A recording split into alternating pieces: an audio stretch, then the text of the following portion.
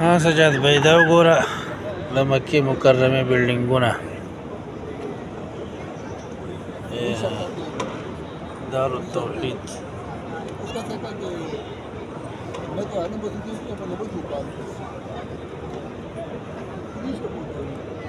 شریک مکه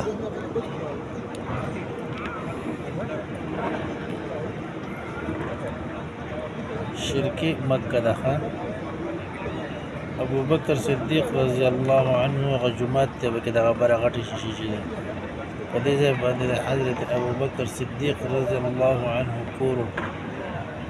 دا د غړې غټاور دی د پاسه بیا غړې ده دغه چې کوم دی دا بل ټاور دی راوګورئ